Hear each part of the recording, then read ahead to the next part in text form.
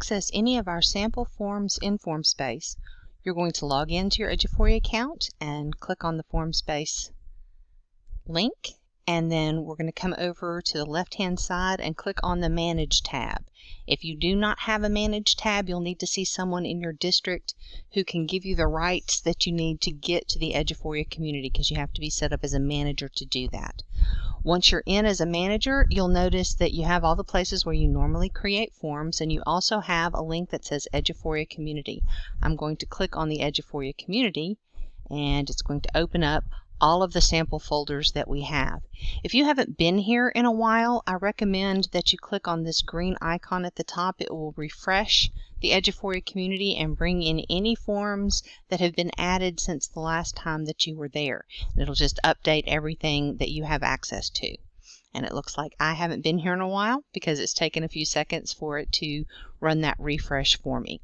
As soon as it's done, I'll be able to go into any of the folders, and over on the left-hand side, you'll notice at the top we have one that we've recently created called Crisis Response District Forms, and we've put some things in there that we think you might find helpful, and we're adding more as we go along. So if you come in here and you decide, oh hey, we need to be able to do requisitions right now and we can't because people are out, you can click on our purchasing requisition example that's here and see if this form looks like it would give you everything that you need. It gives them the ability to say what the purchase is for, who they are, what department, what school, what budget code if they know it.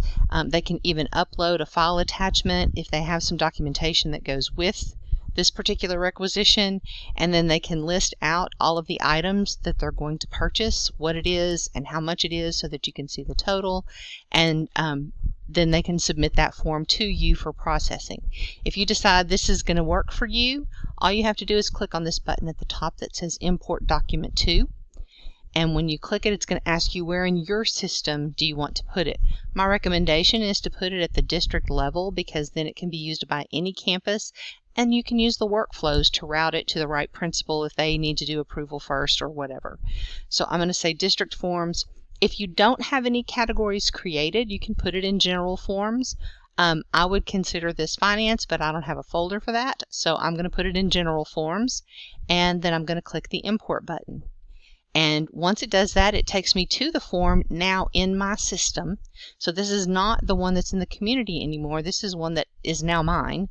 I can go in and edit whatever I want.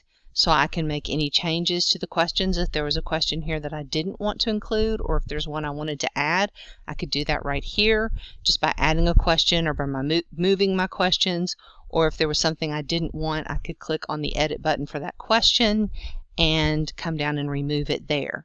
So I have the ability to edit the form in any way I want to once I've brought it into my own system. I can also go into the workflow and open that up and see how is it set to process.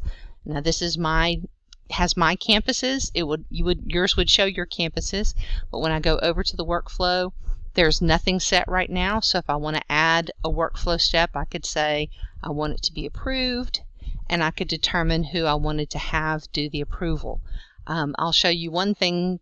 If you are doing it as a district form and you want the administrators to be able to approve it for their campus, if you've got a group, and I have one called Building Principals, if your district has any of those custom groups, I could say I want it to go first to the building principals, but I want to limit it to the school.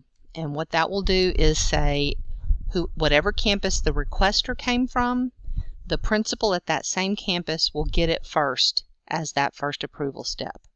And I would save that, and then I could put a second approval step in. So it goes to the building principal first. It goes to whatever other leaders that you want to have it go to. I'm going to post an additional video about workflows that hopefully will help you with that process. But what you really need to know is that you can import those forms. If I want to look for some more forms, I can go back to the Manage tab, back to the Community, back to Crisis Response, and see if there's anything else that we have selected and put out there that you think would be helpful. Or you can look at any of the other folders, District Administrative, see if there's anything there that would be helpful to you. There's Campus Administrative, District Administrative, there's Human Resources, there's Teacher Forms, so you can look Lots of these are shared by other districts, and if I click on a form and I say, I think I might need this one, when it opens up the sample, it's going to show me up at the top what school it was created by and when it was created and when it was last updated. So I can see who's using this form or who created this form.